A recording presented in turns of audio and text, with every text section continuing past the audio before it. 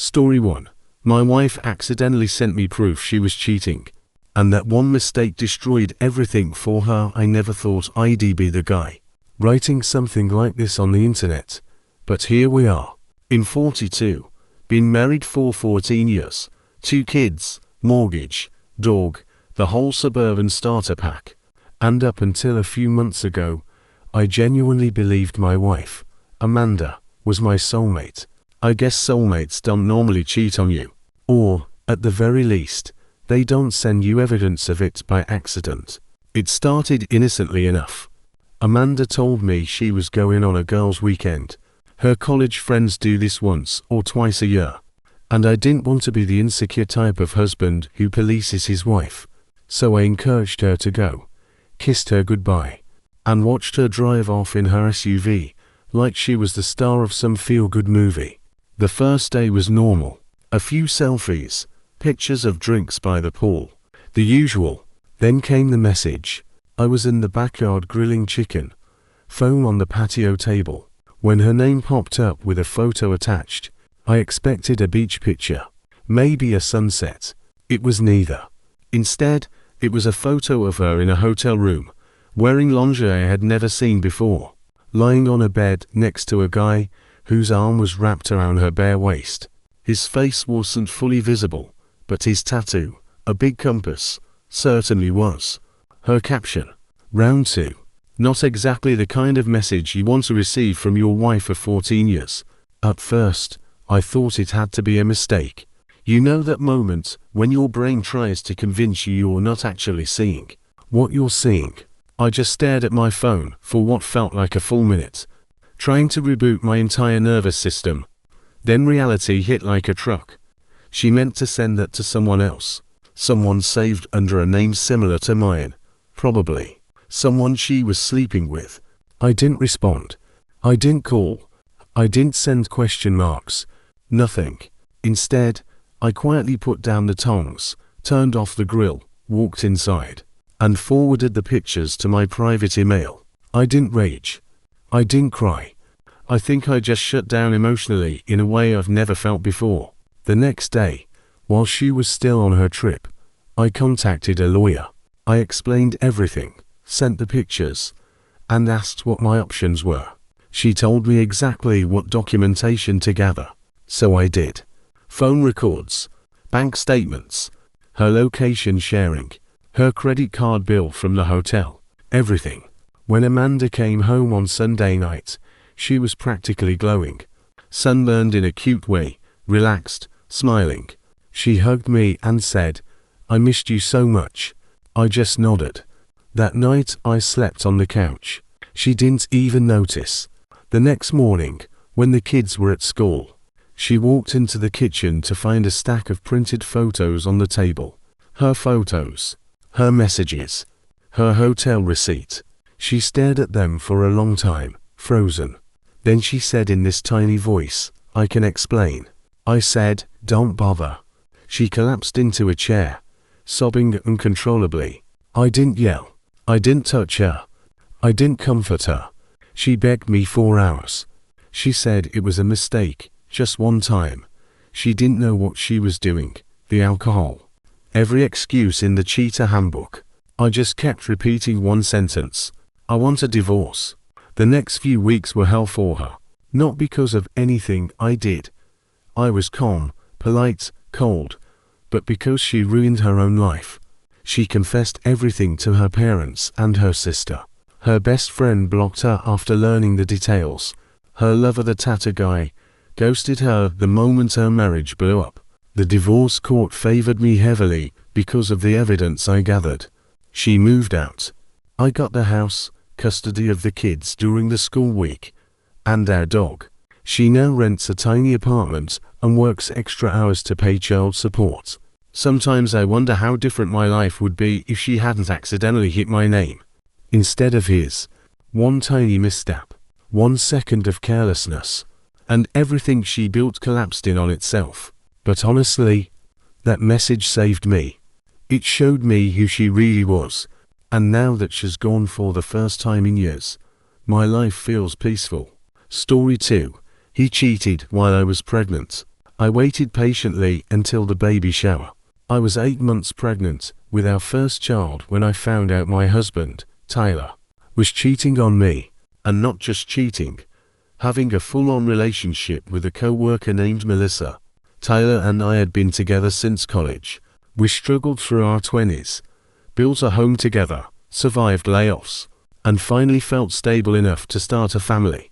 I loved him. I trusted him completely. But pregnancy changes your body, your energy, your anxiety, and apparently, in Tyler's case, your husband's loyalty. The way I discovered it still feels surreal. One morning he left for work early, rushing out because he was late for a meeting. He left his work laptop open on the couch. It chimed with a notification. Normally, I would never look, but the preview said, "Last night was perfect. When can we meet again?" I clicked it. Dozens of messages appeared. Photos, plans, comments about me that made my stomach twist. I felt like I was watching a movie where the villain suddenly takes off his mask. But instead of confronting him, I did something that shocked even me. I stayed calm. I took screenshots, backed up the messages, printed everything, and then I waited. Because the baby shower was coming up, a big one. His family, my family, co-workers, friends, everyone who thought Tyler was the perfect soon-to-be father. 2 weeks later, at the baby shower, he was all smiles, hugging people, taking photos with my bump, acting like he hadn't betrayed us both. After the gifts were opened, I said loudly, "I actually have one more gift. For Tyler." Everyone turned toward me. I handed him a small box. He opened it and pulled out the stack of printed screenshots. His face drained of color so fast that several people gasped. I said, loud enough for everyone, "While I've been carrying his child, Tyler has been sleeping with one of his co-workers. These are their messages." You could hear a pin drop. His mother burst into tears. My sister started yelling. Tyler whispered, "Please, not here. Let's talk in private." I said, "No. You didn't keep your betrayal private." The entire shower fell apart. Guests left. His family confronted him. I walked out and went home without him. He moved out that night. The divorce was brutal for him, not me. He now pays child support and gets supervised visitation. People say revenge shouldn't be public, but he shattered my entire world in private, so I returned the favor. Story 3. My girlfriend and my best friend thought they were smart. They weren't. I introduced my girlfriend, Emily, to my best friend, Chris, 3 years into our relationship. Biggest mistake of my life. Chris and I had been friends since high school. We survived college together, took road trips, knew each other's families. He was the one person I would have trusted with anything. Emily was charming, sarcastic, the kind of person who lit up a room. I was crazy about her. I thought they'd get along well. Well, they got along too well. It started small. Inside jokes I wasn't part of. Whispered conversations. Them texting at weird hours. When I mentioned it, Emily laughed and called me insecure. Chris told me to stop overthinking everything. So I ignored my instincts, right up until everything fell apart. One night, Chris' girlfriend, yes, he had one, called me out of nowhere. She was crying so hard I could barely understand her. When she finally calmed down, she said, "I think Emily and Chris are sleeping together." I felt like the ground disappeared beneath me. She sent me screenshots, explicit screenshots, things I never thought Emily would say to anyone else, things Chris had no business saying to my girlfriend. I didn't confront them right away. Instead, I planned. 2 weeks later, I invited all our friends, including Emily and Chris, to a game night. Everyone gathered in the living room, snacks on the table, music in the background. I told them I wanted to show a fun slideshow of old memories. The first few slides were harmless. Trips with friends, college photos, funny childhood pictures. Then came slide 9, a screenshot of one of their messages. Slide 10, another message, explicit, undeniably theirs. Slide 11. A picture of them at a hotel together, taken from the lobby security camera, courtesy of Chris' girlfriend. The room went silent except for Emily whispering, "Oh my God," and Chris muttering, "Dude, this isn't what it looks like." Everyone turned to look at them. I said, calmly, "This is what betrayal looks like." Emily burst into tears. Chris tried to grab my arm. I stepped back and said, "We're done. Both of you." I kicked them out of my apartment that night. Our friend group shunned Chris completely. Emily tried to get me back for months, but I never answered. They tried dating each other after that, which lasted about 3 weeks because, surprise, cheaters don't trust each other. Now, my life is quieter, better, and my friends say the slideshow night was the most dramatic moment they'd ever witnessed. Honestly, it felt like justice. Story 4. My husband's second family was just one highway exit away. I never imagined I'd be the woman discovering her husband's secret life, but that's exactly what happened. My husband, Mark, and I had been together for 17 years. We met in our 20s, built a life together from nothing, worked 2 jobs each, eventually bought a nice house, and raised 2 kids. We were a team, or at least I thought we were. Mark worked in sales and traveled frequently. Nothing unusual. He had a routine. Leave Monday morning, return Thursday night. Kiss the kids, kiss me, unpack, repack, repeat. It never crossed my mind that anything was wrong, until one random Thursday, when his GPS history showed something that didn't make sense. I was searching for an address on my phone and realized I was logged into his location history. He had stopped by a residential neighborhood off Highway 7, at a house I'd never heard of. The stop wasn't brief. He was there for 3 hours. At first, I told myself I was overthinking. Maybe a co-worker lived there. Maybe he had car trouble. But then I checked previous weeks.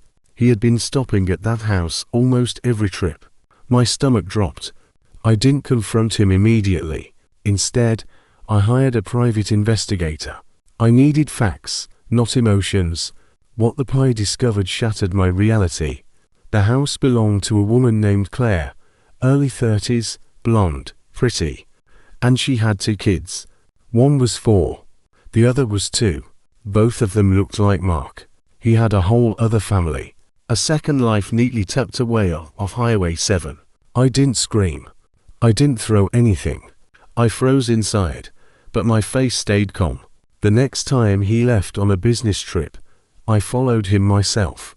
I parked down the street and watched him walk into the house, pick up the toddler, kiss the woman, and sit down to dinner like it was the most natural thing in the world.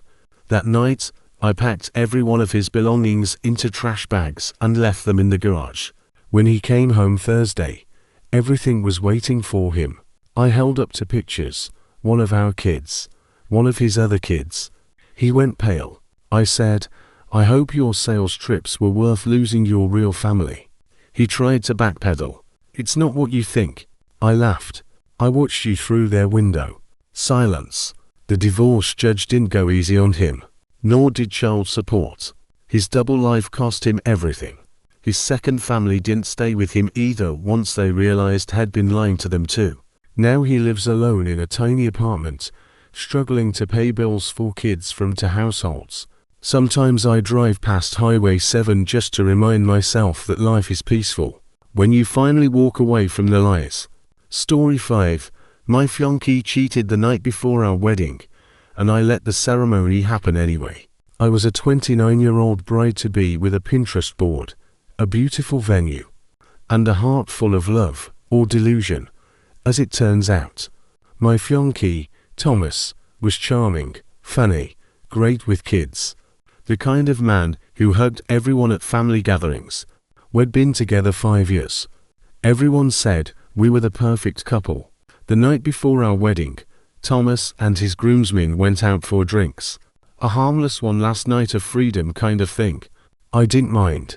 At 2 a.m., I got a message request on Instagram from a woman I'd never seen before. Her text said, "You deserve to know what he's doing right now." Attached was a selfie of her and Thomas, kissing. I stared at it until my vision blurred. I couldn't breathe. I asked her to send proof. She sent a video. Thomas was drunk, all over her, whispering things I won't repeat. My world fell apart in seconds. I didn't sleep. I didn't cry. I didn't scream. I made a plan. The next day, I got ready for the wedding as if nothing had happened. Makeup, hair, dress, perfect. My friends assumed my quiet mood was nerves. At the ceremony, Thomas looked nervous but excited. I smiled at him, the kind of smile you give someone when you know their life is about to detonate. We got to the vows. He did his first. Then it was my turn. I took a deep breath and said, I, Sarah, take you, Thomas, to be my husband, except I can't. Because while I was preparing for our marriage last night, you were in the arms of another woman. Gasps rippled through the room. His mother fainted. His best man swore loudly. Thomas went white as the tablecloths. I held up my phone with the video. You don't get to cheat your way into a marriage with me. And I walked out, veil trailing behind me like a war flag. People told me later that guests left the venue in complete chaos. His parents cried. His friends yelled at him. The woman he cheated with posted an apology online. Thomas begged me for months to give him another chance, but I didn't even respond. I deserved someone who respected me, not a man who couldn't stay faithful for 24 hours. Story 6. She thought I didn't know she was cheating, so I let everyone else find out. First, my girlfriend, Jenna, loved attention. She loved compliments, loved selfies, loved flirting. Harmlessly, I thought. She always said she was just naturally flirty. Right. One night, I got a message from one of her co-workers. Hey man, I didn't know how to tell you, but Jenna and our manager have been sneaking around. Everyone knows at work. I thought it was a joke. It wasn't. Over the next few days, I gathered proof from co-workers. Screenshots, photos, witness accounts. The whole department knew, except me. I didn't confront her. I waited. A week later, her company held a team building event. She brought me as her guest. All her co-workers were there, eating, drinking, pretending they didn't know she was cheating on me with their married manager. During a group game, the host said, everyone write something anonymous about someone else here. It can be a compliment or something funny. I felt a spark of evil inspiration. While everyone wrote nice things, I wrote, some people here should stop sleeping with married co-workers. When the anonymous notes were read aloud, the room went dead silent after mine. Every pair of eyes turned to Jenna, including mine. She froze. Her manager choked on his drink. Her best friend whispered, oh my God, they know. I stood up and said, we're done. Then walked out of the event with the grace of someone who just ended a scandal on live TV. The fallout at her workplace was catastrophic. HR got involved. The manager was demoted. Jenna became a pariah at the office. She begged me to delete the evidence. I didn't even reply. When someone shows you who they are, believe them. Then let the world see them too. Story 7. My wife's running partner turned out to be more than a friend. So I ran my own race. My wife, Lauren, started running during the pandemic. She said it helped her clear her mind. She got a running partner named Ethan. He was younger, athletic, single, and way too friendly for my liking, but I tried to be supportive. They ran 3 times a week, then 5, then every day. Her mood improved. Her body toned up. She was glowing again. But she also started hiding her phone, stopping mid-dinner to text, going for runs at odd hours. One night she came home late, sweaty, giggly, flushed. She kissed me quickly and said she was going to shower. While she showered, her smartwatch buzzed with a message. Same time tomorrow. Last night was amazing. Attached was a photo, not explicit but intimate. Ethan kissing her cheek, her smiling in a way she hadn't smiled at me in years. My heart cracked open. I didn't confront her. Instead, I got in shape myself. I joined a gym, got a trainer, built muscle, regained confidence. I slowly detached emotionally. Then one day, right before a big community marathon Lauren had signed up for, I put all her messages, photos, and location history in an envelope. On the day of the marathon, she looked excited, happy. She didn't know what was coming. Just before the race, with dozens of runners around us, I handed her the envelope. She opened it, her face strained. She whispered, "Please don't do this." I said, "Run your race, Lauren. I'm done running after you." I walked away before the starting gun even fired. Now she runs alone, literally and figuratively. Story 8. He cheated with my sister, so I let them both destroy themselves. Yes, my boyfriend cheated on me with my sister. This one still stings to write. My sister, Emily, was always the golden child. Beautiful, charming, always getting what she wanted. Growing up, she took my clothes, my friends, even a few crushes. But I never imagined she'd take my boyfriend too. I started noticing red flags when he and Emily began joking around more. Inside jokes I wasn't part of. Whispering in the kitchen, going on errands together. One night, I accidentally overheard them talking outside. Emily said, "She won't suspect anything. You're such a good liar." I froze. But instead of confronting them, I decided to let the story play out. I wanted the truth, the full truth. I checked their messages. Explicit, disgusting, heartbreaking. I didn't cry. Not then. I was too numb. Instead, I waited for Thanksgiving dinner, the one day of the year when every family member gathered. Midway through the meal, I clinked my glass. "I'd like to make a toast," I said.